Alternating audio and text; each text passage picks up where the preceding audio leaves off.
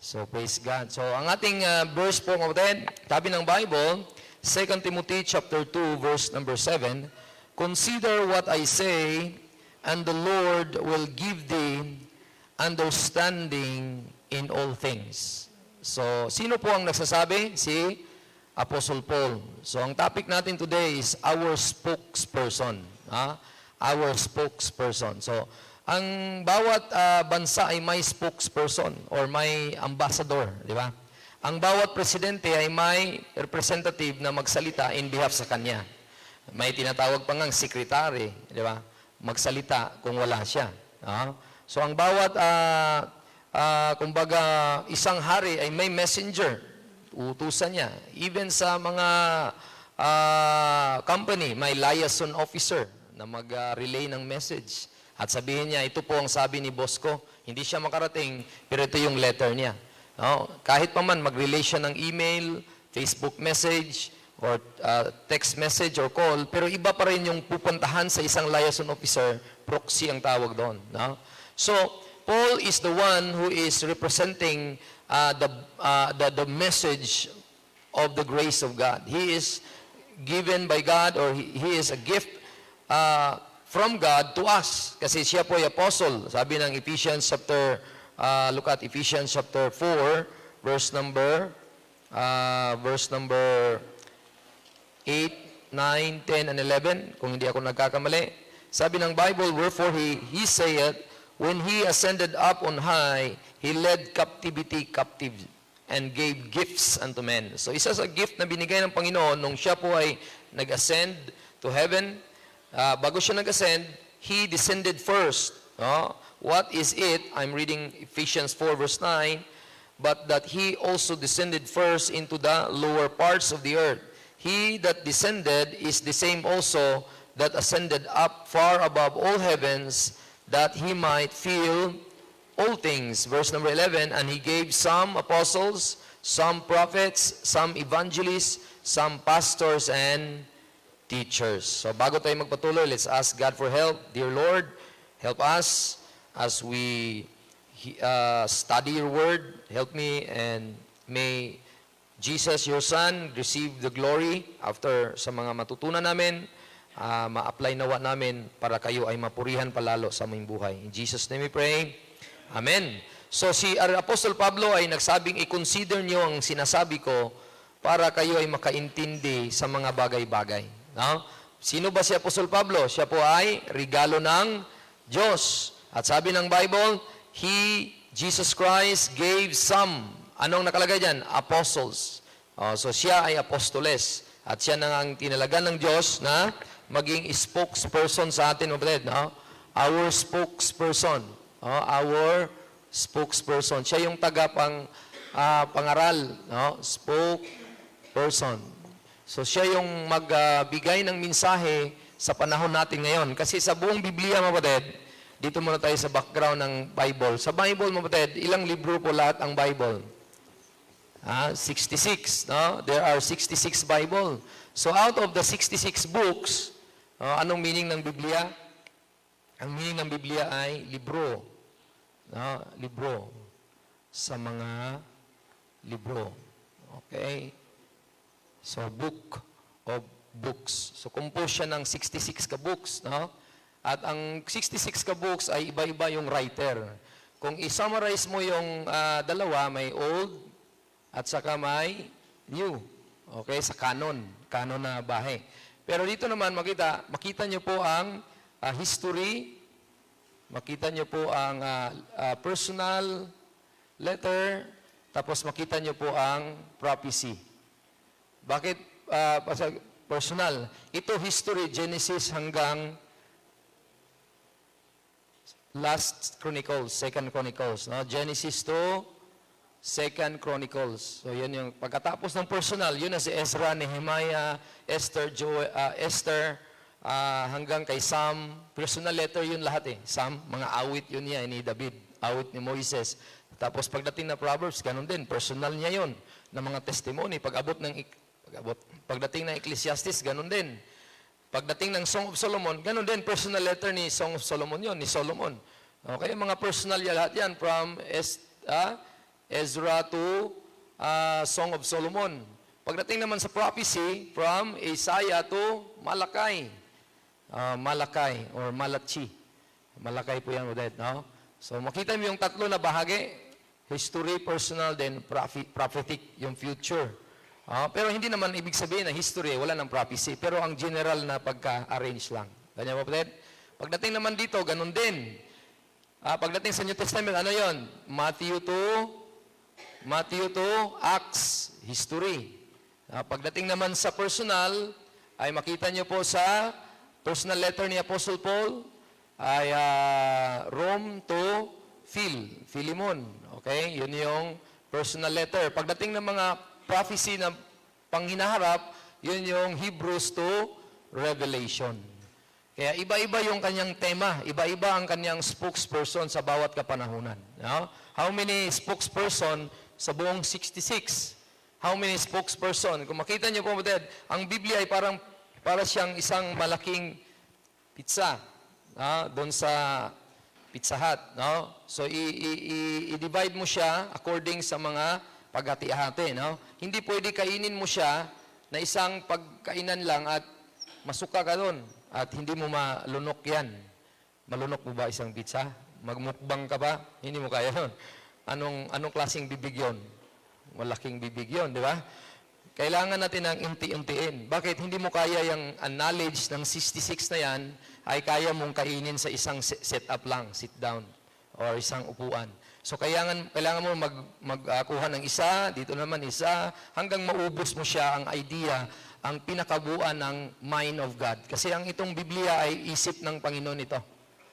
Mind of God. So ito yung isip ng Panginoon, ito yung words ng Panginoon na kung saan, kung magbabasa ka ng Biblia, God is talking to you. No? Kung magsasalita ang Panginoon sa iyo, in what way? Kung magbabasa ka ng Biblia. No? Tama ba? Tama? Talking to you. Oo. So, pag ikaw naman ay mag-pray, reading and studying. Pag ikaw naman ay mag-pray, anong tawag doon? You talk to God. You talk to God. So, ang sabihin doon, communication ang kailangan ng Diyos. Hindi pwede na mananalangin ka lang, hindi ka nagbabasa ng Biblia. Hindi ka din pwedeng nagbabasa ng Biblia, hindi ka nananalangin. Walang communication yon. Amen? Kaya pasalamat tayo, ang Diyos ay binigyan tayo ng Biblia. Bakit? Paano natin sila makommunicate? Sa pamagitan ng panaginip? Hindi po. Bakit? Wala na po ang mga propeta. Tapos na po ang programa ng prophecy. Amen? Yung mga propeta. Si last prophet sa Bible is si John the Baptist. Only until John. So, ang sabihin doon, tayo ay makipag-usap sa Panginoon sa pamamagitan ng pagbabasa ng 66 kalibro ng Biblia. Kaya pumupunta tayo dito, hindi tayo pumupunta nakipag-usap kay pastor, makinig kay pastor, mapagalitan ni pastor, hindi naman. No? Kundi, pumunta tayo dito para makinig sa salita ng Diyos. Kasi gusto ng Diyos makipag-usap sa atin. Amen? Pero, parang collective na siya, hindi na siya individual talking. Kundi, mayroon kayong Bible reading, personal sa bahay. Individual ko yun, fellowship ng Panginoon. Kasi nakipag-usap ang Panginoon sa iyo eh. No? Pero kung pupunta ka sa church, ang Panginoon mismo, collectively, makipag-usap sa pangkalahatan. Ang pangkalahatan na local na church. Ano ang local church? A representative ng katawan niya. Amen? So, isang tao na walang local church, parang army na walang platoon.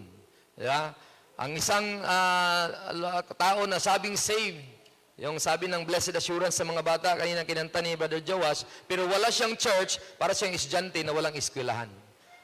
So, ang bawat estudyante may eskwelahan, either sa bahay mga eskwelahan, or sa mismong establishment na binild ng government na eskwelahan, or private na company. So, there must be organized organization na dapat siya mabilong doon. Amen? Hindi pwede na lumabas ka lang sa isang tawag doon, kawayan at naghating kawayan, ito na ikaw. No, hindi po.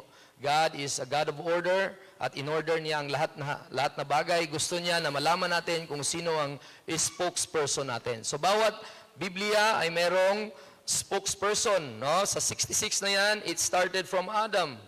Kung basahin niyo sa Genesis 1:28, ang Panginoon nagbigay ng instruction sa spokesperson which is Adam. Sabi niya, Adan, ito yung gagawin mo. Genesis 1, verse number 28, sabi ng Bible, Genesis chapter 1, ang unang libro mismo, sinulat ni Moises, Genesis 1:28, and God blessed them, and God said, be fruitful, and multiply, and replenish the earth, and subdue it, and have dominion over the fish of the sea, over the fowl of the air, and over every living thing that moveth upon the earth. So God talked to the spokesperson Adam, wala pa mismong maraming tao, ang population, dalawa lang pala sila, si Eva ang kanyang kasama. Pero ang kanyang mga sasakupin or sinasakupan, siya yung official na tinawag na Tarzan talaga.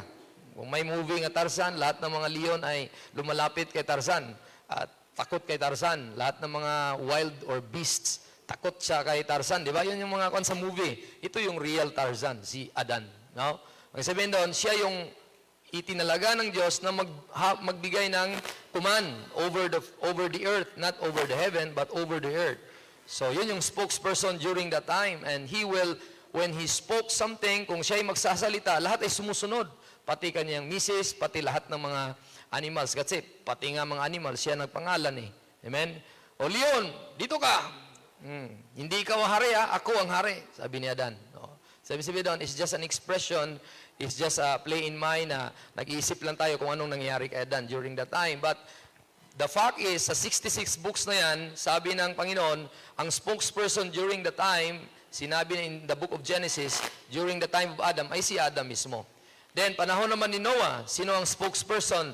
When kumalat ang buong mundo before the flood, makita natin doon, dumami ang tao at ang itinalaga ng Diyos after Adam to have dominion over the earth is Noah. Genesis 9 verse 1.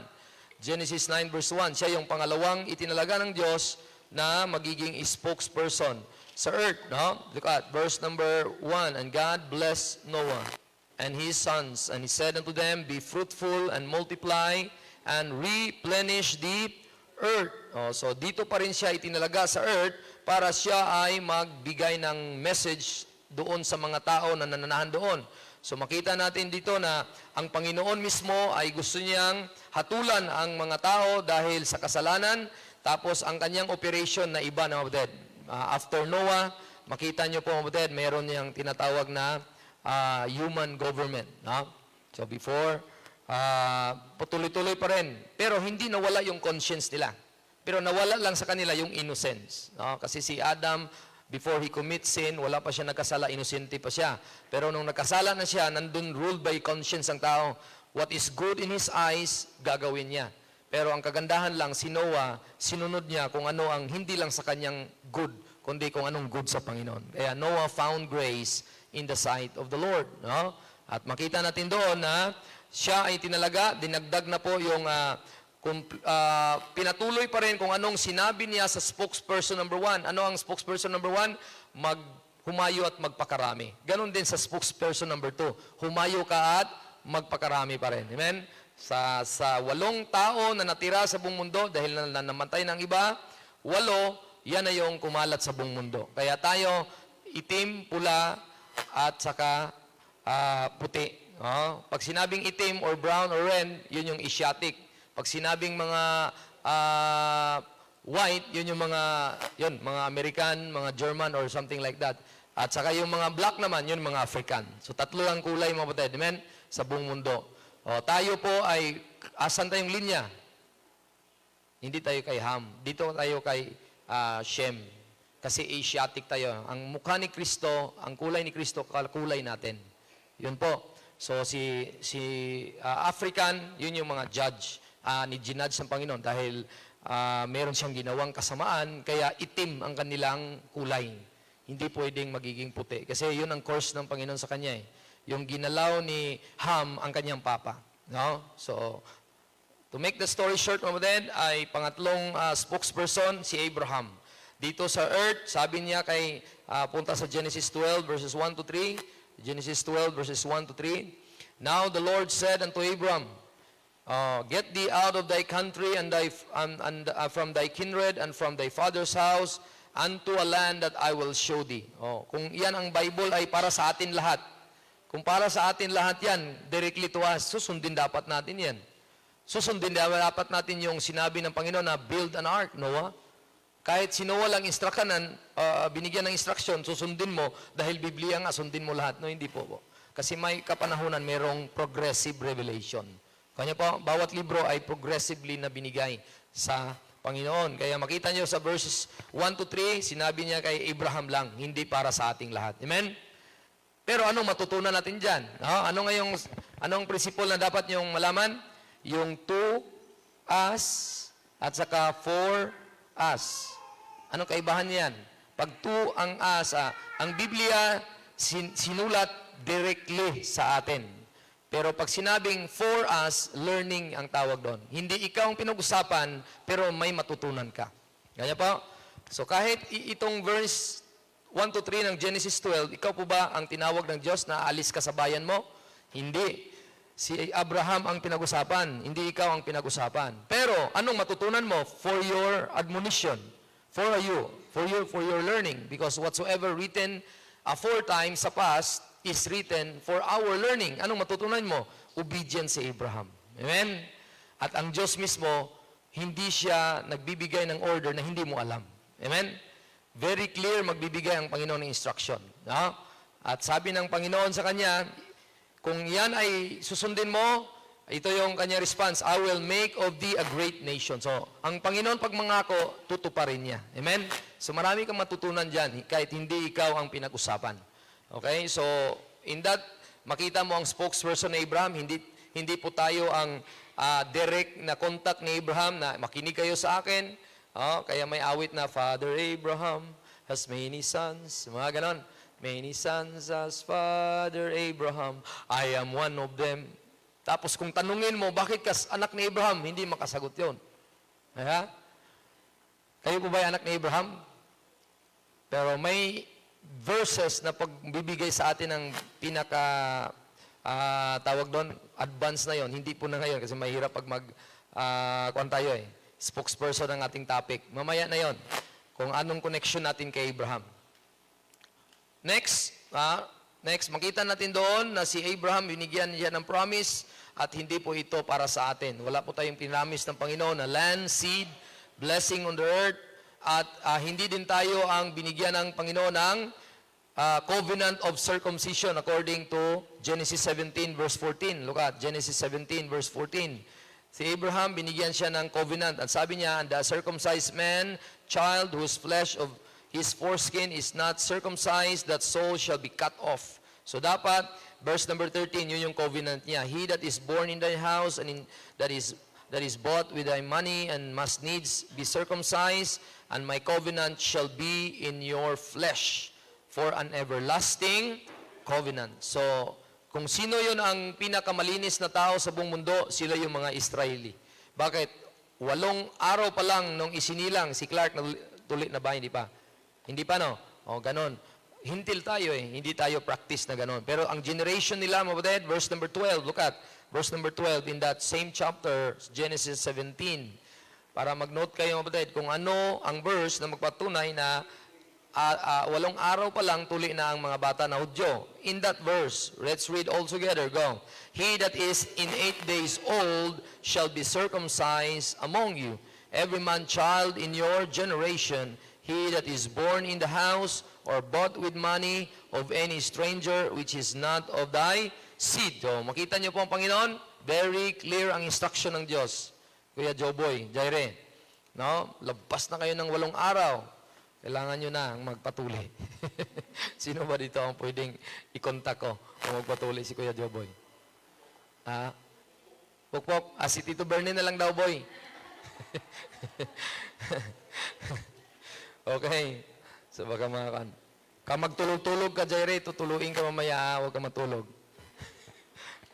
So, dito sa Biblia, very clear na 8 araw pa lang natutuli na ang Hudyo na mga bata. So, sa atin, hindi po tayo ang audience ni Abraham, na lahi ni Abraham. He is a spokesperson to his seed, which is yung banay niya, mga anak niya. No? At next, from Adam to Noah to Abraham to Moses, tinagdagan ng Panginoon. No? Exodus 4 verse 22, meron din covenant ng Panginoon sa kay Moses. Hindi din para sa atin mga hintil. Exodus chapter 4 verse number 22. So, parang mahirap intindihin. Yung something like, bakit hindi para sa akin yan? Kaya nga, ang unang verse ko sa inyo, i-consider nyo ang sinabi ni Paul kasi maintindihan nyo ang lahat ng bagay. Yun na yung rightly dividing the word of truth. Kasi hindi para directly sa atin. Amen? Verse 22, sabi ng Bible, "And thou shalt say unto Pharaoh, Thus saith the Lord, Israel is my son, even my firstborn." So tayo po ay nalaman natin na may direct contact ang Panginoon kay Moises at inatasan siya maging leader para pupunta kay Paraon, hari sa Ehipto, at inad ng Panginoon yung covenant which is the law. Verse number 5 of Exodus chapter 19. Verse number 5 of Exodus 19. Okay, Exodus 19 in verse number 5. Sabi ng Bible, "Now therefore if you will obey my voice indeed and keep my covenant, then you shall be a peculiar treasure unto me above all people, for all the earth is mine." So inad ng Panginoon yung law covenant, no? At pinangakuan sila, pag sila'y susunod nito, Leviticus 8, look at Leviticus 8, ano ang mangyayari pag sila'y susunod doon sa law covenant na yon? Kasi what is the difference between covenant and testament? Para may idea kayo. Saan yung aking kuhan? Anong kaibahan ng covenant at testament? Okay? Sino sa inyo ang marunong magmaneho? Magmaneho. Kayo. Alam niyo yung one way. Okay? So, maintindihan nyo na agad. Pag one way, bawal ang mag-counterflow. One way lang yon. So, pag covenant, two-way ang tawag doon. Okay? Two-way. Ang mangyaring pinangako, pag ito ay tutupad yung kabilang party. So, there must be a participation. Participation. Tama ba ako? Ay, buhay pa itong kanyata. Lumilipad eh. So, two-way po ito. Two-way. Two-way. Ang sabihin doon, there must be a participation of both parties. Pagdating naman sa Testament, one way lang po yan. Testament. So, pag Testament, mga anong kaibahan? One party promise, regardless kung gagawa ka at hindi, pangakuan, mangyari talaga yon. Amen? One way lang po ito. So, one way. Ipinangako ng Diyos, at yon ang tutupad. Matutupad yan kahit anong gagawin pa. So, kaya tinawag sa Old Testament, kasi sa Exodus chapter 19, look at. So, kasi synonymous minsan ginamit niya eh. No? Exodus, chapter 18 pala. 18, hindi 19. Chapter 18, verse 5. Sorry hindi 19. 18, verse number 5. Sabi ng Bible sa Exodus 18, verse number 5. Yan, sabi niya, Jethro, Moses, parang mali. 19 pala. Kaya pala nawala ako. Leviticus pala yung 18, verse 5. Okay, now therefore, 19, verse 5 pala. "If you will obey my voice, keep my covenant, then you shall be a peculiar treasure unto me." Kaya ang word ng covenant, ang palaging gamit niya is if. Conditional. Yan.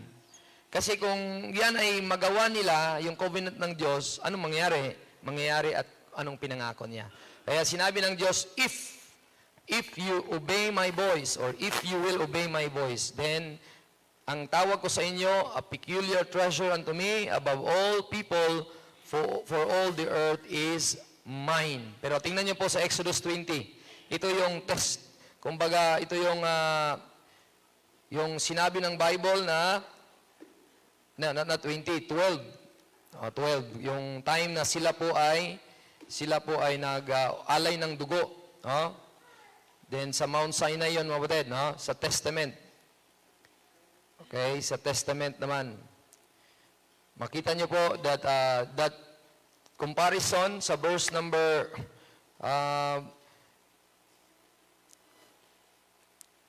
hindi sa Genesis, punta tayo sa Hebrews chapter 9. Okay, verse number 18.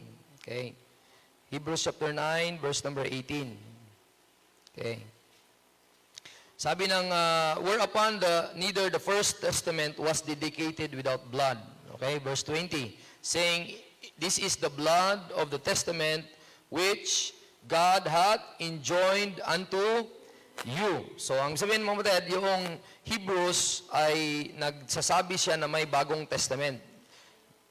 Nagtinutukoy niya na ang blood ni Kristo ay na-shed na. At makita natin dito, mga kapatid, ang tinutukoy niyang First Testament ay yung Old Testament, which is yung Old Testament ay ang spokesperson that time ay si Moses. Kaya diyan sa Bible, walang pwedeng testament kung walang bloodshed. At walang testament kung walang books. Kaya verse number 22, Hebrews 9 verse 22, and almost all things are by the law, purged with blood. Yun yung Old Testament. And without the shedding of the blood is no remission of So, makita natin na yung Testament, verse number 19, look at verse number 19, same chapter 9 pa rin. For when Moses had spoken every precept to all the people according to the law, so ano bang mga books ng law? Genesis, Exodus, Leviticus, Numbers, and Deuteronomy. He took the blood of calves and of goats. So yan yung blood of the testament. Pag sinabing testament, blood. Sinabi ba ng Panginoon sa animals, pag magpakabait ka, tanggalan kita ng dugo. Hindi. Kinuha talaga at sinabi ni Moises, magdala ka ng blood para mag-offer ka doon sa altar. Kaya ba? Magdala ka for a testament. Sabi niya, for a testament para lahat ng blood na doon ang mag-enjoin sa inyo. At sabi ng Bible, merong books. Merong books ito. Kaya sabi ng verse number 19, when Moses spoken every precept. Saan nakuha yung precept na yon? Book na nakuha niya. Kasi spokesperson nga siya. Ang kaniyang specific task is to usher or to give message sa mga tao na may batas na isulat ito. Kasi ang God is a lawgiver, tagabigay ng batas. Kaya kumuha siya ng blood ng isang animals at water. Then, ang ginawa niya, scarlet wool, then hyssop. Anong ginawa niya? Gina-sprinkled niya yung blood na yon. Saan? Sa book. Saan yung, anong yung book na yon? Yun, nung nakasulat yung law, mga ordinansa ng Panginoon. Kaya, hindi pwede na walang book and all the people, sprinkle niya. Hindi ito if or conditional. Sinadya ng Diyos ito na, ikaw, Moses, spokesperson kita, gawin mo ang mga bagay na dapat mong gawin para ang tao ma-enjoin. Enjoin. Something like joined. Makita mo po na hindi pwede, kung hindi nyo gagawin ito, then there will be no enjoyment. Kumbaga, hindi kayo mapa sa Panginoon. Wala kayong tawag na peculiar treasure. Or something like that. So, makita niyo po mga kapatid na hindi pwede gagawa ang hintil doon kasi si Moises lang ikinuman na mag-alay ng dugo. So, siya yung spokesperson during the time na binigay ang law. Kaya tayo, hindi pwede tayong gagawa dito kasi unang-una, namatay na po si Kristo. Hindi na po effective itong pag-alay ng mga dugo ng mga kambing o lahat ng mga animals. Bakit po mga kapatid? Namatay na po si Panginoong Jesucristo. Ang assurance natin, sabi ng kanta, He gave Himself. Hindi na po ang blood ng Old Testament or mga animals, kundi blood na po ni Jesus Christ ang nag-enjoin sa atin. Amen?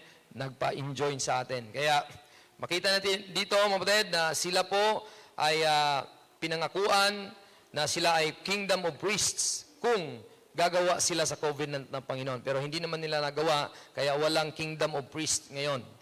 Okay? Without much ado, go to David. 2 Samuel 7 verse 12. 2 Samuel 7 verse 12. Pagkatapos ni Moises, si David naman ang binigyang task ng Panginoon to say something in his time, to be the representative, a spokesperson. At there is an added message doon sa nation ng Israel. Ang added message ng Panginoon ay merong kahariang ipinangako ang Panginoon kay David. At ang hari na yan, ang kaharian na yan ay pangwakas na, or panghanggang matagalan na forever. No? It will be established forever according to 2 Samuel 7 verse 12. And when thy days be fulfilled, thou shalt sleep with thy fathers. I will set up thy seed after thee, which shall proceed out of thy bowels, and I will establish his kingdom. So there is a kingdom promise, and he shall build an house for my name's sake, and I will establish the throne of his kingdom forever. So ang prophecy na yon si Jesus Christ. Hindi naman naging forever ang kingdom ni Solomon, di po ba? Ha? Si Solomon pa ba ay naghari hanggang ngayon? No. So, ang tinutukoy, sino po? Si Jesus Christ. Kasi mayroong kaharian siyang i-establish, anak siya ni David. So, para sa atin po ba ito? Kaharian? No. So, David is not our spokesperson. Pagdating naman sa mga propeta, sabi ng Bible sa Isaiah 13 verse 9, doon na tayo sa prophets para diretso na. Isaiah 13 verse number 9. Pagdating naman sa mga propeta, anong libro po ang mga propeta? Isaiah to Malakay. Kaya isa lang ang verse kukunin natin. Sa sobrang daming nisinulat ng propeta, alam na natin na hinaharap ang kanilang pinag-usapan. Sino po ang tinutukoy ng propeta? Ang mga hintil po ba? Ang mga hintil po ba? Priority po ang bansang Israel. Pero sa tingin nyo, ang hintil kasama po ba? Yes or no? Yes or no? Yes, kasama pa rin. Kasi ganito po yan, Israel, ito yung formula ng Panginoon. Israel, tapos Gentile. Kasama. Mabless ang mga Gentile para saan? Anong sa kaparaanan? Anong kaparaanan sila mabless? Through the instrumentality of the Israelites, kung susunod sila sa covenant ng Panginoon. Diba? Sinabi ng Panginoon, kingdom of priests kayo. Ano bang priests? What's the meaning of priests? Ang priest ay tao siya. Tapos, sino po ang kanyang kaharap? Tao din. So, dadalhin niya yung alay, representative of man to God. Ano ba ang propeta? Ang propeta, tao din, pero magsasalita sila in behalf of God. Ano ba ang hari? Ang hari ay tao din, pero they will rule for God. Ganyan pa. Kaya, they will rule for God. Kaya sila, blessed na blessed sila sa nation, kung susunod ang nation sa covenant. Pero nangyari po ba na sumunod sila sa covenant? Pinatay nga lang hari nila eh. Paano magkaroon ng kingdom? Wala. So, nakaantabay na lang yon, hindi na pending yun siya nga blessing. Kailan matutupad? Sa millennium. Amen? So, meron kasing makipag-argue sa atin at sabihin niya, hindi, nasa New Covenant na tayo. Ang New Covenant, mamatid, ay hindi yan para sa Gentile. Amen? Ang New Covenant, para yan sa bansang Israel. Kasi ang Old Covenant, yun yung Mosaic Law. Ang New Covenant, instead na ilagay sa bato ang mga batas, ilagay sa puso nila. Amen? So, kahawig man sa atin, dahil ang ating espiritu ay nasa atin din, nasa puso nan, pero hindi magkaparehas. Amen? Kasi kung ang pusa may ulo, ang aso may ulo, apat ang paa din sa pusa at ukan. Pareho po ba sila? Hindi. So magkahawig lang, may ulo, apat ang paa, pero hindi sila pusa pareho. Hindi din sila aso pareho. Sabi sabihin, ang mga bagay na magkapareho, hindi lahat ay magkapareho at wala ng pagkaiba. Keso ba may pagkapareho, magkaiba na pareho na lahat? No, hindi po. Merong kaibahan. Ang plano ng Diyos, sabi ng 2 Timothy 2:7, sabi ni Paul, consider what I say and the Lord will give thee understanding in all. Anong tinatapik niya? In all? Yan. Naintindihan niyo ba ang Biblia niyo para pag-uwi niyo sa bahay? Saan ka galing? Sa church? May naintindihan ka ba? Wala. So sana pag-uwi niyo sa bahay, may naintindihan kayo. Ang naintindihan niyo, merong itinalaga na tao para maintindihan natin ang lahat ng bagay na ito. Kasi kung wala si key, wala ang key, hindi mo makuha yung pinakabuuan. Bakit? Hindi mo makumpara hindi mo makumpare kung anong matanggap mo ngayon kaysa natanggap nila dati. Kanya po? Bakit mo maintindihan na ngayon ang kahapon? Kasi merong nagsabi, i-consider mo, sabihin ko sa iyo, para maintindihan mo kung anong sinabi nila dati. Amen? Kung anong sinabi ng Diyos kay Adan, sinabi niya ng Diyos kay Noah, sinabi niya Diyos kay Abraham, sinabi niya Diyos kay Moises, kay David, at saka sa mga propeta. At sinabi ng Diyos kay John the Baptist. Anong sinabi ng Diyos kay John the Baptist? A spokesperson during the time of the kingdom. The time that the kingdom ay malapit na, Matthew chapter 3 verse number 2, malapit nang darating ang Panginoon sa panahon na ito. Kasi si Kristo lumaki na rin at cousin sila ni John the Baptist kasi first cousin or second cousin kasi first cousin si Mary at saka si Elizabeth. So makita ka mag-anak. So alam natin ang Panginoon ay itinalaga ng Diyos na maging messenger in behalf of Christ, si John the Baptist. Sabi ni John the Baptist dito sa verse number 2, Matthew 3 verse 2, and saying, "Repent ye, for the kingdom of heaven is at hand." So ang kaniyang preaching is consistent sa kay Moses, kay David, at kay Abraham, at consistent sa mga propeta about a king, about a blessing, a land, about the seed that will come. Sino yung seed out of Abraham na maging hari? Si Jesus Christ. Consistent po si John the Baptist. At sabi niya, bago kayo, si repentance, something like, you tumalikod kayo sa inyong mga ginagawang mga kamalian dahil parating na ang kaharian at ang hari ay nandyan na at nagpabautismo nga po ang hari dito. Now look at verse number 13. Then cometh Jesus from Galilee to Jordan unto John to be baptized of him. Verse number 14. But John forbade him, saying, I have need to be baptized of thee, and comest thou to me? And Jesus answering said, Suffer it to be so now, for thus it becometh to fulfill all righteousness. Then he suffered him. Tingnan mo, ang turo ko dati dyan, mabutid, sabi ng isang disciple kita, halimbawa ako nagturo sa iyo, magpabautismo ka na.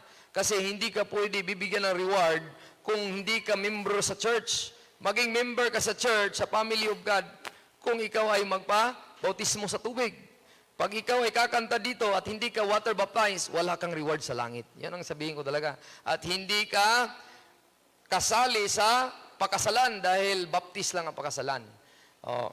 Kasi ang baptism ay a heavenly name. Yun ang turo. No? Christian is ang kaaway ang tumawag. They are first called Christian in Antioch. Sinong tumawag? Ang mga enemy. Pero mas holy pa ang word na Baptist. Kaya I'm proud to be a Baptist than a Christian. Yan ang sabihin ko sa inyo. Pero sa dati na yon. Hindi yun. Ngayon, amen? Sa old dispensation yung naturo. Pero ang turo dyan, literal. Amen? Literal. Anong sinabi ni Kristo? Hindi sinabi niya, first step of obedience ito. Yun ituro ko sa inyo. No? Kung ako ang nagturo dati, pabautismo ka na kasi first step of obedience after you got saved. Yun ang mga term. Pero sa Biblia, mali yun, na interpretation. I-interpret mo ang Bible according lang sa sinabi ng Bible. Amen? Bakit nagbabautismo si Kristo? May kasalanan po ba? Wala. Para saan ninyong righteousness? Righteousness which is consistent pa rin sa dito po. Yung covenant mo din. Kasi ang mga pare, hindi sila papasok kung hindi sila manghugas kamay. Amen? Hindi sila magkaroon ng purification. Sino ba si Kristo? Hari. Bago siya mag-reign bilang hari, kingdom of priest nga eh. Ang sinakupan niya, mga kingdom of priest, siya yung king. Hindi siya mag-demonstrate as a king. Priest siya. So, siya din ang king doon sa mga priest. So, siya ay mag-illustrate doon sa righteousness. Anong righteousness sa law? Ikaw nga pupunta sa tabernacle, maghugas kamay ka. Amen? Purification ang tawag doon. So, para sa atin po ba ang baptism ni John? Kayo po ba ay baptist dahil kay John the Baptist? Hindi po. Sabi ng Biblia, walang connection ng hintil kay John. Yun ang totoo.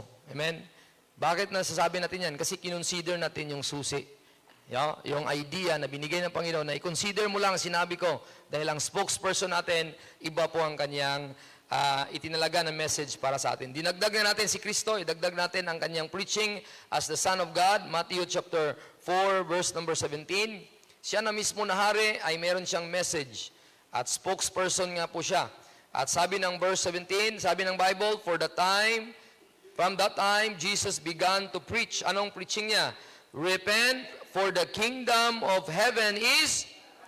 Pareho po ba ng preaching ni John the Baptist at saka ni Jesus Christ? Of course, pareha sila.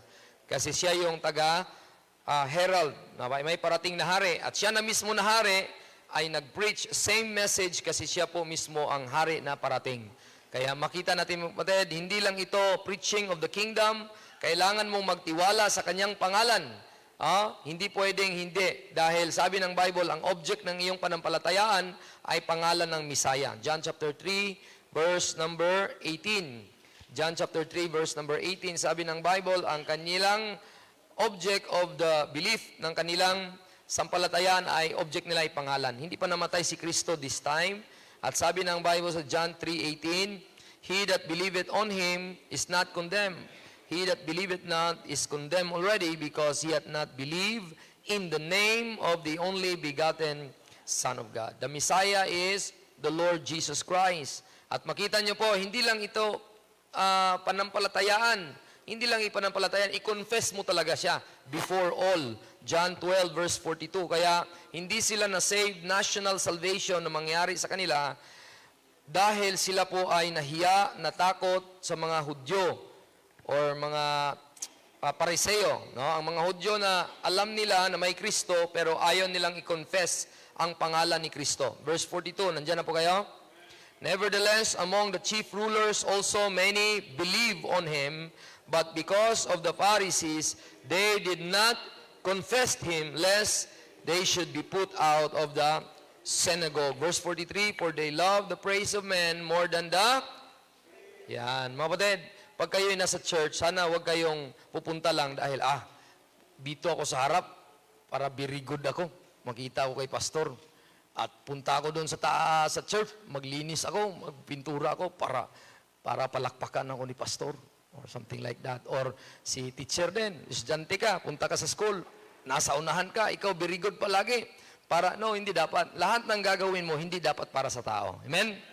Para sa Panginoon. Amen? Don't let the men praise you, then God will praise you. Mas maganda pang hindi ka kilala, pero ikaw yung gumawa. Kaysa ikaw yung nagpakilala, ilagay yung lapida, ang pangalan mo na doon sa harap, donated by Mr. So-and-so. Grabe, ilagay dyan. Ako nag-donate dyan, kung wala yan, walang pader yan. No, hindi dapat, mga kapatid. Kasi hindi po ito, sabi ng Bible, side bit po tayo sa preaching, no? 2 Timothy chapter 4, look at. Kasi the time will come, fast forward tayo sa ating panahon, no? Sa application sa ating buhay. Kasi sa panahon ng mga Hudyo, they need to confess the name of Christ para ma-save sila. Pero sa atin, save na tayo. Pero ang problema lang natin is tayo po ay nandito sa apostasy. Sana mapigilan natin pa sa ating buhay, sa ating pamilya, at hindi ito maging biktima tayo sa apostasy that is coming. No? 2 Timothy chapter 4, okay, or chapter 3. This know also, verse 1, 2 Timothy 3 verse 1, this know also that in the last days perilous times shall come, for men shall be lovers of their own selves. So kayo po ba ay selfish? Sana hindi po. Covetous. So kung lovers ka sa sarili mo, ay covetous ka. Ang sabihin doon, ayaw mong magbigay dahil i-covet mo lang ang lahat. No? So sana hindi. Boasters, mga mayabang, proud, blasphemers, disobedient to parents. So lahat ng mga anak dito na hindi sumusunod sa magulang, ito po ang mga biktima. Kaya please, mga magulang, tell your children to obey always. Amen? Obey po. At kayo naman ng mga bata na walang magulang pero may guardian, obey kayo. Huwag kayo ang masunod. No? Pag sinabi ni guardian, Day, or Dong, or Totoy, alis muna ako, magwalis ka muna dyan ha. Magluto ka, magkuhan ka. Sunod ka kasi una, nagpakain yun sa'yo, yung guardian na yun. Binabantayan ka niya. Di ba? Pinapaaral ka. Susunod ka. Kaya kung hindi ka susunod, ikaw yung mga biktima dito, disobedient to parents or guardian. Anyone who is providing your needs. Then, next pa, unthankful. Mga unthankful. Yun yung mga Hudyo dati sa panahon ni Kristo. Hindi sila nagpapasalamat na parating ng Messiah. Ayaw nilang i-confess ito sa mga before everyone. Kaya walang national salvation na nangyari sa kanila. Unholy. Unholy. Kaya mga unholy manners natin, sana kapatid, iwasan natin yun. No? Unholy manners. No? Dapat ang ating conversation, ang Panginoon ang nakita. Without natural affection, truce breakers, false accusers, incontinent, fierce, despisers of those that are good, traitors, mga traidor, heady, high-minded. Ito yon ang kwan. Lovers of pleasure more than lovers of God. Having the form of godliness but denying the power thereof. From such, turn away. Christian living ito, mabutid. Sa panahon nito ni Apostol Pablo. Pero sa panahon nila, seryoso yon. John chapter 12.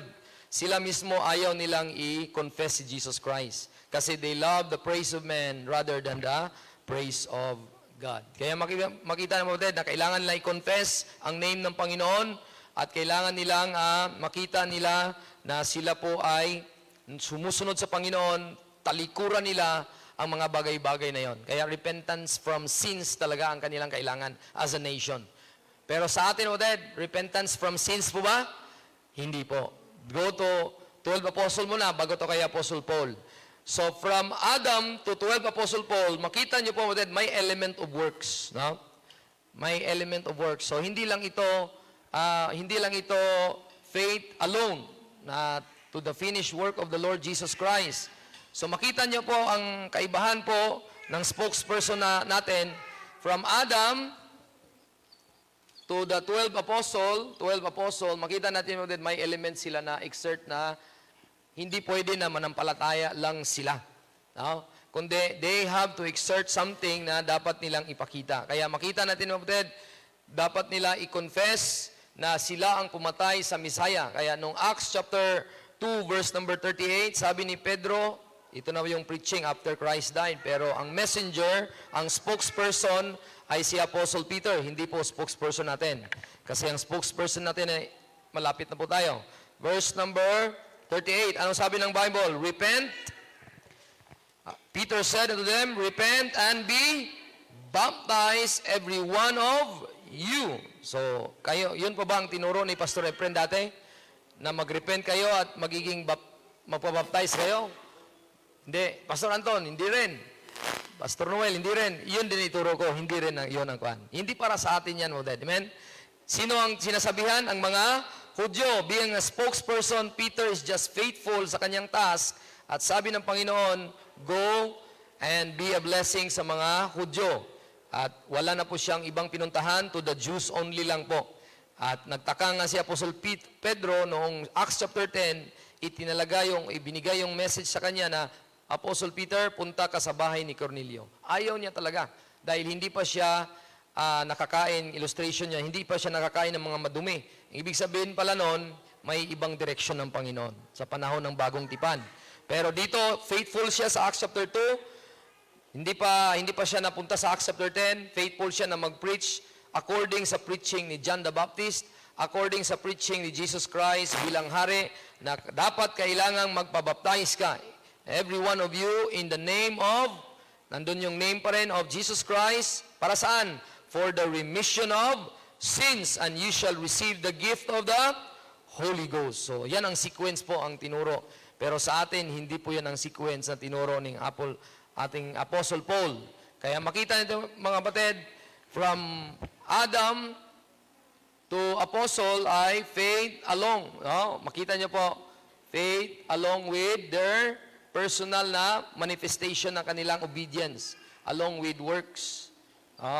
Faith along with works. So makita natin, mga kapatid, na totoo talaga yan kasi wala namang revelation na Ephesians 2:8 and 9, panahon ni Adan. At sabi ng Panginoon kay Adan, Adan, sabi ni Jaire kanina, believe on the Lord Jesus Christ and thou shalt be saved. Wala namang ganon. Wala pang sinulat si Apostle Paul. Kailan sinulat ang libro ni Paul? Late na. Noong namatay na si Kristo, ilang years later, itinalaga ng Panginoon na maging messenger siya, nagsulat siya ng mga libro. So makita natin dito, ang spokesperson natin, anong sinulat na libro? From Romans to Philemon. So yan po ang libro. Pero hindi ibig sabihin, hindi ka na magbasa sa 66 books of the Bible. Kasi i-consider mo nga ito ay scripture. Scripture po ito. At ito po ay profitable. Pag scripture, mga kapatid, ay merong profit. Anong profit mo? Understanding and learning. Pero pag-usapan natin ang kaligtasan ng kaluluwa na tayo ay pupunta ng langit, sabi ng He gave Himself na message. Saan yon nakikita sa Biblia ang He gave Himself na awit sa mga ladies? Sa panahon po ba ni Adan? Panahon po ba ni Noah? Hindi po. Panahon po yan ng Apostle Paul na mismo ang nagsabi that Jesus Christ died for our sins. Amen? According to the Scripture. Kaya sa atin, mga kapatid, si Apostle Paul, ano ang message niya? Faith alone. Saan? Sa finished work ni Kristo. Sino na ang gumawa ng works? Si Jesus Christ. Kaya faith alone na po sa atin. For by grace are ye saved through faith. Not of yourselves, it is the gift of God, not of works, lest any man should boast. So, sa ating panahon, mga kapatid, ay hindi na po sa ating gawa na base, kundi gawa na po sa Panginoong Hesus. So, tayo po ay nabigyan na po ng message na hindi na po tayo ang base ng ating works. Ngayon, ang tanong, bakit nagiging faith alone? Kailangan ng work yan eh. Ano ba ang kaibahan ng by faith at true faith? Para malaman niyo po ang mensahe ng faith alone. Anong kaibahan ng by faith at true faith? Okay? Basahin natin Hebrews chapter 11. Okay? Hebrews chapter 11. Okay? Ang spokesperson ang mag-explain natin dyan. Dito, balik tayo sa Ephesians 2:8 mamaya. So, Hebrews 11, verse number 1 hanggang sa last na verse. Pero, baybayin natin yan. So, anong difference ng by faith at saka true faith? Okay? Para makuha natin na tayo po ay wala na pong halong gawa sa panahon natin ngayon. Pag maintindihan natin ang kahulugan natin ng by faith at true faith, makuha natin na tayo ay faith alone lang. Okay? Tingnan nyo po, Hebrews 11, baybayin natin lahat. Tayo ay magbabasa lahat tayo para makuha natin ang meaning ng by faith at true faith. Let's read all together, go. Now faith is the substance of the things hoped for, and the evidence of the things not seen. Okay, verse 2. For by it the elders obtained a good report. Verse 3. Through faith we understand that the worlds were framed by the word of God, so that the things which are seen were not made of the things which do appear. Verse 4. By faith Abel offered unto God a more excellent sacrifice than Cain, by which he obtained witness that he was righteous, God testifying of his gifts, and by it he being dead yet speaketh. Verse 5. By faith Enoch was translated that he should not see death, and was not found, hindi siya namatay, because God had translated him. Bakit kaya? For before he was translation, he had this testimony that he pleased God. Verse 6. Verse number 7. Verse 7, diretso. By faith Noah, being warned of God of things not as seen as yet, moved with fear, prepared an ark to the saving of his house, by the which he condemned the world and became heir of righteousness, which is by faith. Verse 8. By faith Abraham, when he was called to go out into a place which he should after receive for an inheritance, obeyed. And he went out. Ano yon? Work? Hindi. Work po yun? Hindi. Work. He went out nga eh. Not knowing whither he went. Then verse number 11. Through faith also Sarah received herself strength to conceive seed, and was delivered of a child when she was past age, because he judged him faithful who had promised. Okay, diyan lang muna sa sobrang daming verse. Anong napansin niyo po sa by faith? Wala kayong napansin? Okay, pansinin natin. Kay Abel muna. Abel muna. Anong ginawa ni Abel by faith? Anong ginawa niya? Offered.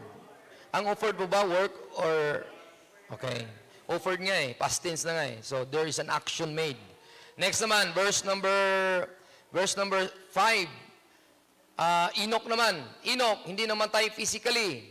Kinuha siya ng Panginoon. Bakit kaya? By faith, Enoch. Bakit? Verse number 5 pa rin. Because he pleased God. And may testimony siya.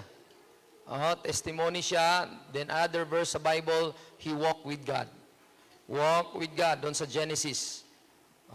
Kung tingnan niyo po sa Genesis around chapter 5, something like that, hindi siya namatay kasi he walked with God.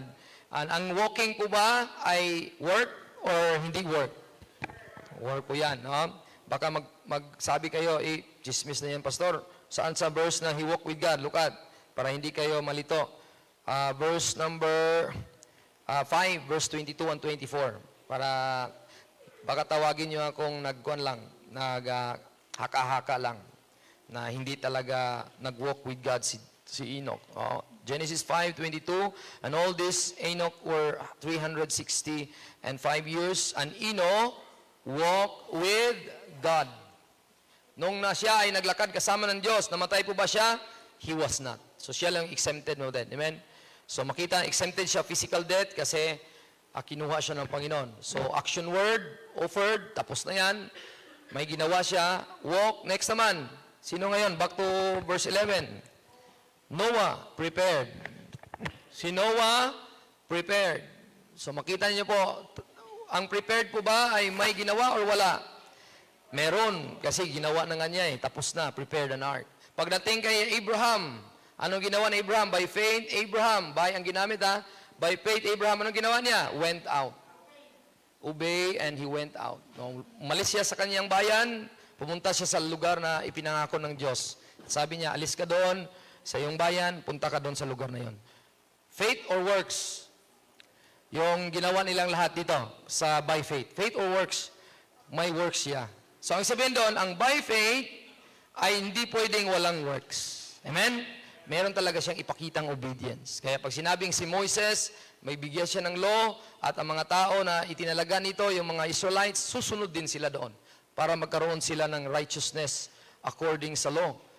Tatanggapin sila ng Panginoon. Ngayon, anong kaibahan naman ng true faith? Okay? Anong kaibahan naman ng true faith? Ang kaibahan ng true faith, verse number 3 and verse number 11. Basahin niyo po. Verse 3 and 11. Look at Hebrews 3 and Hebrews 11 verse 3 and 11. Look at Hebrews 11 verse 3. Ano sabi ng Bible? Through faith, we understand that the worlds were framed. Okay. Ngayon, ang tanong, sino nag-create ng heaven and earth, the world? God. Meron ka bang contribution? Wala. Kung wala kang work na ginawa, wala kang contribution na gagamitin mo through faith. Hindi ko na by faith. By faith, I understand that the worlds were framed. No. Hindi ka gumawa. Ang gumawa ang Diyos. Kaya ang gamitin mong word is through faith. So, ang sabihin doon, hindi ka pwedeng magamit ng by faith kung ang nagtrabaho ay hindi ikaw. Amen? Kung ang nagtrabaho ay hindi ikaw, through faith ang gamit mo doon. Kung ang nagtrabaho ay ikaw, sabi ni Abel, he offered, so by faith ang gamit niya sa Bible. Enoch walk with God. Noah prepared an ark. Abraham went out. So makita niyo po sa verse 3 na ang gumawa sa langit at lupa ang Panginoon. So through faith, just believe na nangyari ito. Amen? Wala ka nang nagawa. Nangyari talaga. Nakatungtong ka na sa Bulacan, sa Pampanga. Sino sa inyo nakatungtong na sa Chocolate Hills? Hindi pa. Maganda yun. Ma-appreciate niyo yung God made the world. So, pupunta si Brother Bernie. Sinong gustong sumama?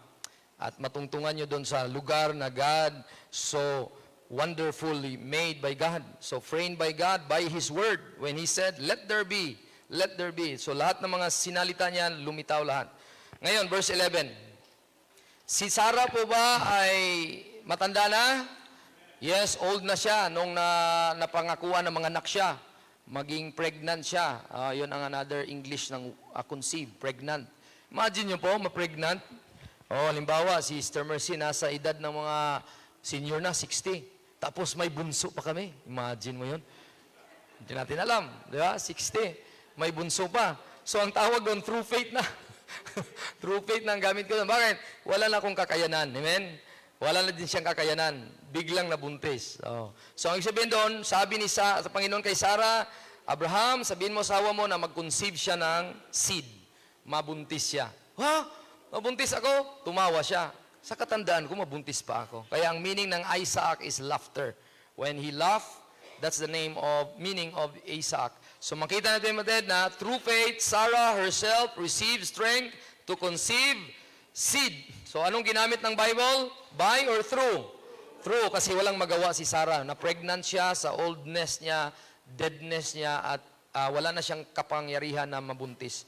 So, to make it short, bakit si Paul nagsabi, for by grace are you saved through faith, and that not of yourself. It is the gift of God, not of works, lest any man should boast.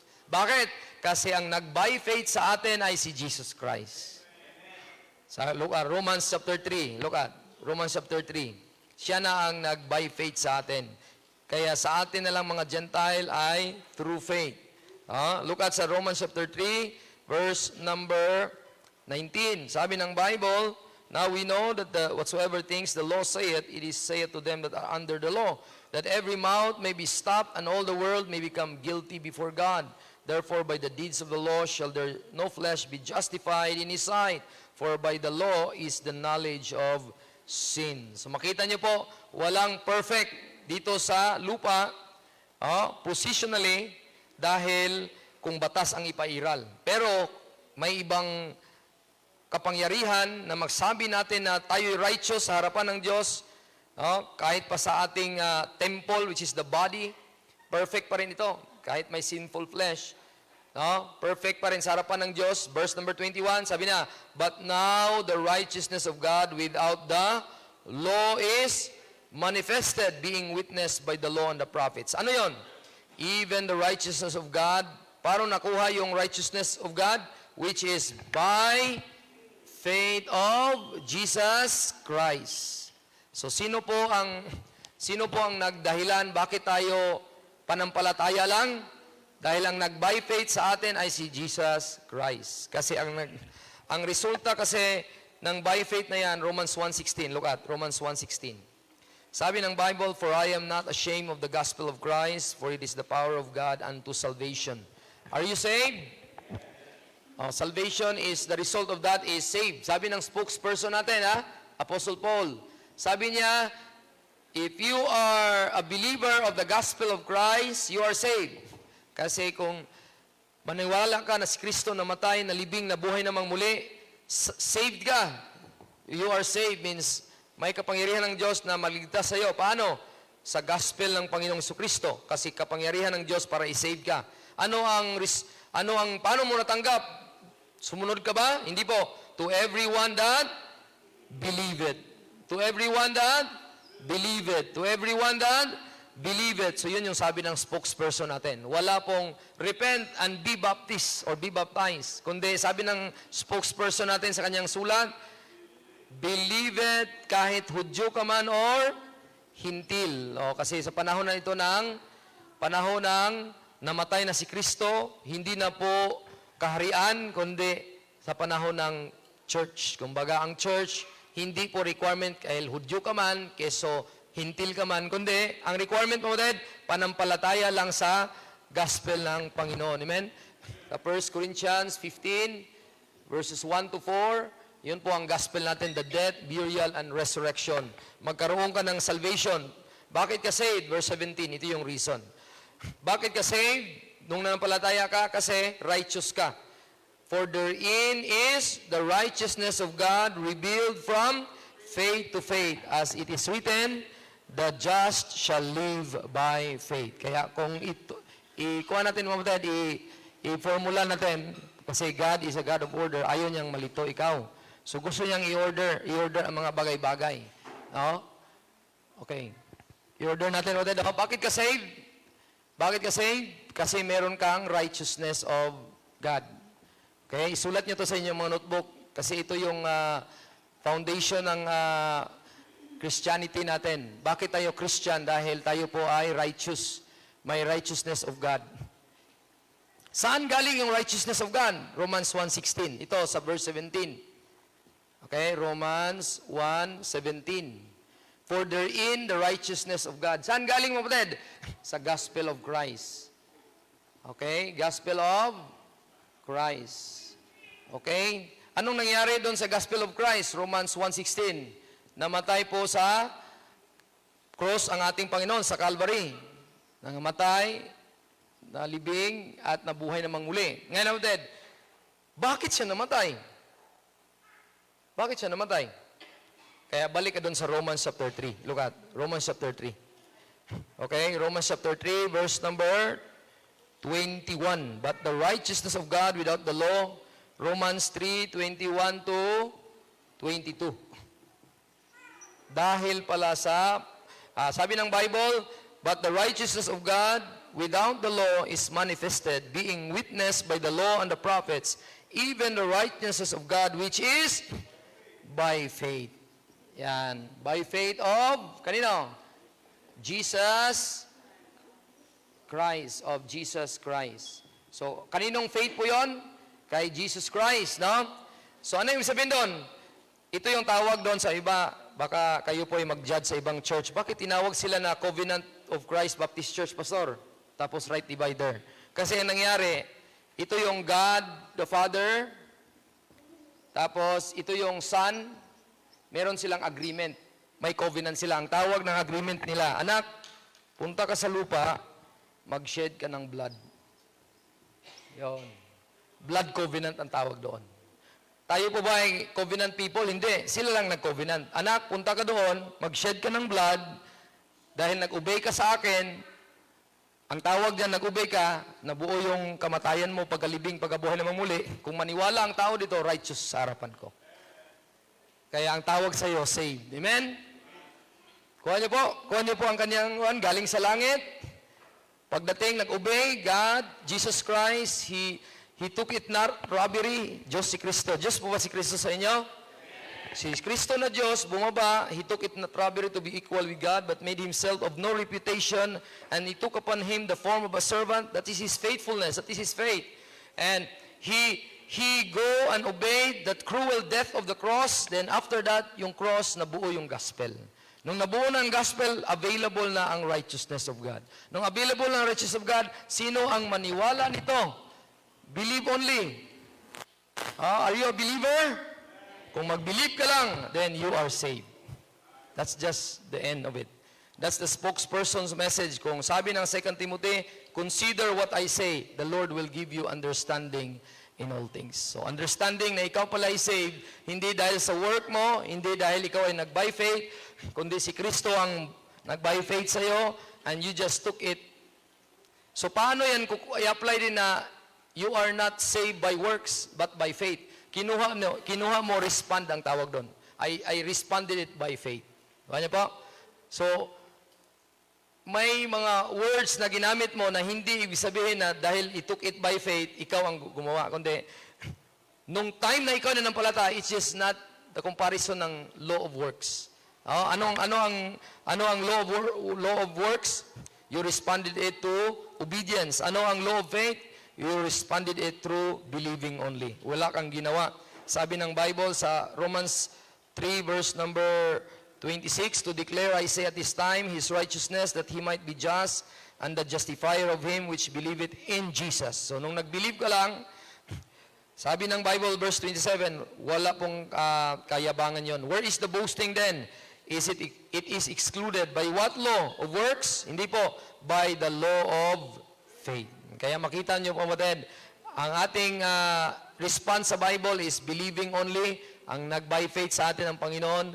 And sabi na Ephesians 2:8 and 9, we are saved by grace through faith. Kaya tayo, kapatid, na sa panahon natin ngayon, na saved sa panahon natin ngayon, na wala tayong ginawa, ano naman ang gagawin natin? Wala naman tayong ginawa na, papuntang langit. Ang gagawin natin, kapatid, sa Ephesians chapter 3, verse number 10. Sabi ng Bible, Ephesians 3, number 10, at Titus chapter 3 verse number 8. Basahin natin natin. Ang ating conclusion ay application sa ating natutunan. Ephesians 3 verse 10, sabi ng Bible, 2 verse 10 pala, not 3. 2 verse 10, sabi ng Bible, for we are His workmanship created in Christ Jesus unto, yan. So wala tayong good work para mapuntang langit, pero na-save tayo para gagawa ng good work. Ang tanong, gumawa po ba kayo ng good work today? Amen. So, ang inyong presence is a good work. Amen. And ang inyong attention is a good work. Oh, so, pinilit nyong magising. Kasi may iba, nantok. Pinilit nilang magising para makuha nila ang gustong minsahe ng Panginoon. That's a good work. Amen. Hindi nyo hinayaan na matulog na lang kayo. So, that's a good work. Ang sabihin doon, pagdating nyo dito sa church, ma-remind kayo to do your task. Mga anak, patuloy kayong mag-obey sa inyong mga magulang, sa inyong trainer. Pag sinabi ng magulang, ito nang gagawin natin, sunod kayo. At yung mga magulang naman, huwag kayong magkulang, hindi tayo magkulang na mag-train sa ating mga anak. Bakit? Ang ating mga anak ay hindi sa atin, itinalaga ng Diyos lang sa atin. Ang tanong, kung sino ang magulang, diyan din yung anak. Kung sino ang ugat, ang bunga ay ganun din, o puno. Kaya ang tanong, anong klase kang kahoy o puno? Kung ikaw ay Kristiyano, anong puno ka? Ikaw po ba ay nagdadala ng pait or nagdadala ng magandang bunga na medyo magandang prutas? So sana hindi tayo pait na mga mga puno or puno na walang bunga, sana ang ating buhay namumunga ng good work. Amen? Ang mga manner natin, good manners sa church, gaya ng sinabi ko sa inyo, mga holy manners, hindi yung mga hindi ka nice. No? That's God's ordination. Before anything else na dapat tining gawin, unahin muna natin, ano kayang ipagawa ng Panginoon sa akin? No? Hindi yung pagising sa umaga, cellphone ang inatupag. Titus chapter 3 verse number 8, sabi ng Bible, Titus 3 verse 8, sabi ng Bible sa verse 8, now, not Timothy ang na-open ko. Titus chapter 3 verse number 8, this is a faithful saying, and these things I will that thou affirm constantly, that they which have believed in God. Kayo po ba ay nanampalataya sa Diyos? Ito yung nagiging resulta. Save kayo, pero may command ng Diyos sa atin. Might be careful to maintain good works. Para saan itong good work na ito? Para ba mapunta ka ng langit? Hindi po. Sabi ng Bible, these things are good and profitable unto men. Verse 14, let ours also learn to maintain good works for the necessary. Kaya yun mga kapatid, paano ka gagawing commendable na ikaw ang magiging lead person, ikaw ang gayahin na ama, gayahin na ina, gayahin na young people, gayahin na empleyado, kung hindi ka naman nagbubunga ng mga gandang good work. Kasi necessary uses eh. So, mga kapatid, sana magpagamit tayo sa Panginoon kasi ang buhay natin ay isa lang. Pag mamatay na tayo, then naghingalo na tayo sa ospital, doon natin na-realize, sayang yung oras ko. Ginugol ko lang sa sarili ko. Diba? Yun na. Sayang ko lang, nabuhos ko lang sa hindi makabuluhang bagay. So, anhin mo pa na makuha mo ang isang mga bagay-bagay na ito, pero pagdating naman sa Panginoon, wala kang makukuha. So, hindi ka nais-nais yun, mga kapatid. Sana ang ating nanaisin, ang ating desire ay i-alay natin ang ating buhay sa Panginoon. Sabi ng Acts 20:24, anong sabi ni Apostle Paul nung na-save siya, nakatanggap siya ng task bilang isang pattern na si Apostle Paul, nung time na nagbigay ng Panginoon sa kanya ng gawain. At sabi ni Paul sa verse 24, none of these things move me, neither count I my life dear unto myself, that I might finish my course with joy and the ministry. Ministry. Okay, wait muna. Kayo po ba ay may ministry? Lahat tayo ay may ministry actually. Minsan lang, hindi lang tayo nagpa-function. Kayo po ba ay may pamilya? Wala namang hindi member sa pamilya. Yun, ministry nyo yun, pamilya. Kaya, kung pagtibayon nyo ang iyong pamilya, ministry nyo po, masaya ang Diyos yun.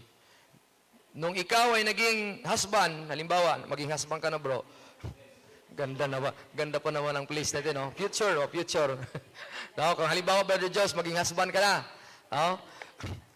May ministry ka na agad. Hindi ka na, ang ministry mo ay anak, children, kundi nagiging promotion na, nagiging leader na, naging head na. So, somebody ay nag-asa na sa'yo, bibigyan mo na ng direksyon. So, ang ministry ay may minister. So, ang minister, may qualification. Ang qualification na yon ay mayroon siyang kakayanan. Ang kakayanan na yon, hindi po siya above sa mga ibang minister. Ako, bilang pastor, hindi ako above sa inyo. Ginagawa ko lang kung anong tungkulin ko. Kayo naman, kung gagawin yung tungkulin nyo, hindi kayo above sa akin. One in Christ lang tayo. Ang ministry natin, mga kapatid, is to exalt Jesus Christ, edify the saints, and evangelize the sinners. Hindi yan trabaho ni pastor lang. Lahat tayo ay nakatanggap niyan. Hindi lang ako, kundi lahat tayo. Kaya sabi ni Paul, nung nakatanggap siya sa ministry na yan, I have received of the Lord. Ano yon? Nasa testify the gospel of the grace of God. Kaya after testifying the gospel of the grace of God, hindi lang ikaw mag-testify, kundi magpakita ka ng good example. Sabi ng verse 35. Verse 35. Sabi ni Paul, verse number 34, 33 muna. Sabi niya dito, I have coveted no man's silver or gold or apparel. Wala akong hiningi sa inyo na pera. Ako po ba'y nanghingi sa inyo? Hindi po. Pumunta ako ng October 2021. Hindi ako bigyan niyo ako. Wala. Lahat sa inyo, saksi. Hindi ko alam kung merong magtayo dito, mag-oposisyon. Sinabi ni Pastor Randy, manghingi daw siya. May kahapon nanghingi ako, pero sabi ko, reimbursuhan ko. Kita nyo sa GC, pwede magdala ng snacks, reimbursuhan ko. Pero in-erase ko na lang. Baka makabasa at magdoble ang snacks. Yun sa isip ko. Marami akong reimbursuhan. yun eh. Kaya in-erase ko yun kagad. Baka magdala eh. Tapos walang collaboration. Baka magdala kayo lahat. Malaki ang aking damage. No? So, ang sabihin doon, hindi ako nagpakita sa inyo nang hingi ako. No? Because I followed the manner of Paul. I will not covet any man's money or silver or apparel. Pero sabi ng Bible, verse 34, ye yourselves know, saksi kayo, nga itong kamay ko are ministered to my necessities. Kung anong gatas ni Joy Joy, ako ang nagtustos nun.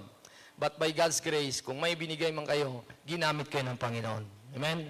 Hindi ako nang hingi, pero kayo mismo ay willing to serve God also, to give to me the necessities that I need, ang manner na kung saan dapat, kung ano ang buhay bilang ligtas. Hindi dapat kami magkumpiyansa habang nasa lupa pa kami. Nawa, magpagamit kami sa araw-araw, sa bawat pamilya, mayroong mga kailangang alagaan, kailangang i-monitor at araw-araw, Lord, na bawat kapitbahay